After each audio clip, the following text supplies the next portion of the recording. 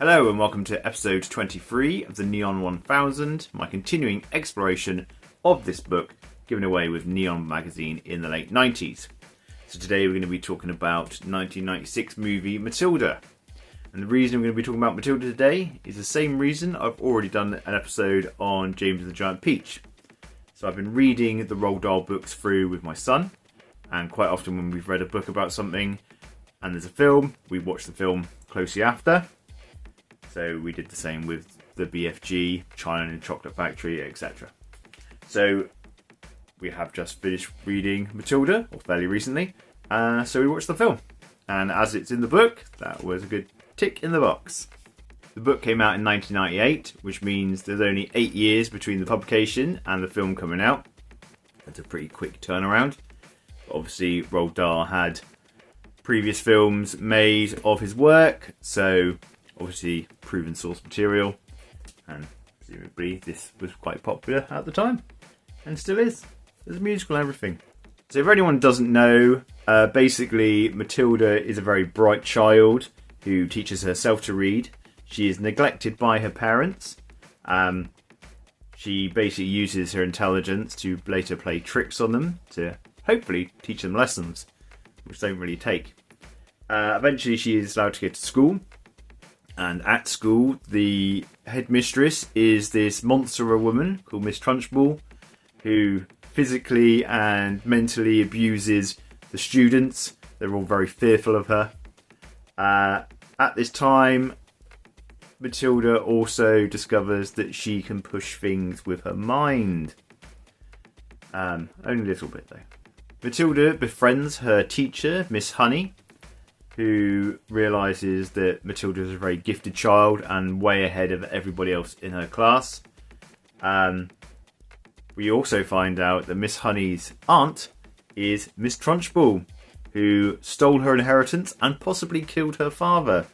She then plays a trick on Miss Trunchbull, similar to that she played on her parents, which scares Miss Trunchbull into resigning from the school and giving back everything she stole. The film was directed, produced and stars Danny DeVito as Matilda's father, and stars his actual wife at the time, Rhea Perlman from Cheers, as Matilda's mother. And Matilda is played by Mara Wilson, who at this point was quite a big child star. She didn't have masses of credits, or film credits at least, to her name, but they were big hits. So Mrs. Doubtfire and the Christmas movie Miracle on 34th Street. Personally, at the time, I couldn't stand Mara Wilson. She was so sickly sweet, which obviously that was what she was going for. That's what she was being employed for in these various films. But I think she was the worst part of Mrs. Doubtfire and the worst part of Miracle on 34th Street. And she's the reason I didn't like Matilda when I first saw it, or at least one of the reasons. I was a big fan of Roald Dahl's books and stuff as a kid. Not that I read this one. I only saw the film. It wasn't until I read it with my son that I'd actually read the book. At the time, the film was praised for sticking pretty close to the source material, although it does deviate a little bit, which I'll go into later. It didn't do very well, though. So it was made 36 million and only made 47 at the box office, but it did do a lot better on home video, something which obviously you don't see anymore. If it doesn't do well in the cinema, it's a bomb. You just look at Masters of the Universe, which has just come out, but the predictions for that were saying it has flopped, and the article saying it was a flop came out on Friday, the day it was released, saying it's already a flop, and it made actually no money other than a few pre-sale tickets. No indication whatsoever, but I digress.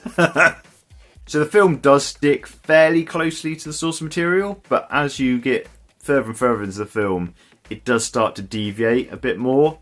So it does focus a lot more on Matilda's abilities, which in the book are a minor part of the story. They're really just a mechanism to help her defeat Miss Trunchbull, essentially. Not defeat, but you know what I'm saying.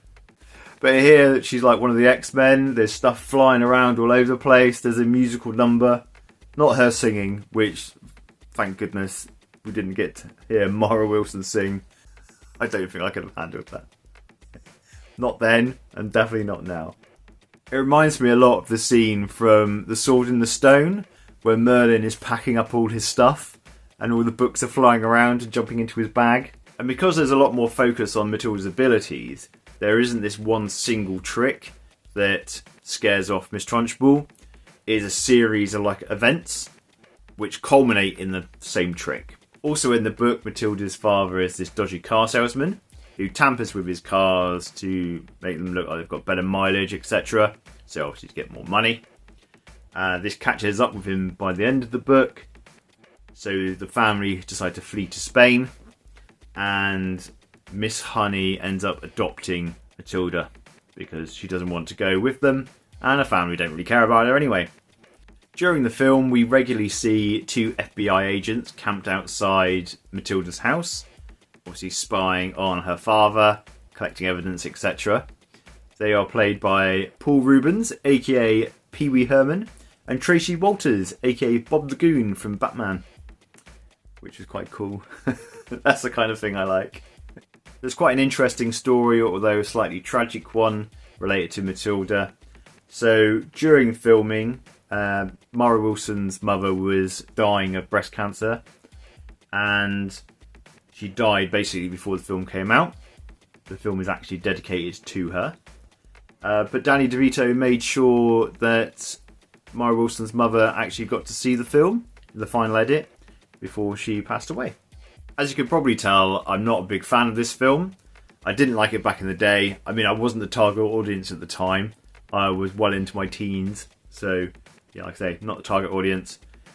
Didn't care for it much either. Rewatching it with my son. It's better than I remember, but I still probably only give it 2 stars. I don't want to be that guy, but the book is better. But if you did like it, why not try Mrs. Doubtfire, Mara Wilson's first film role, where Robin Williams dresses as a housekeeper in order to get close to his children after a divorce.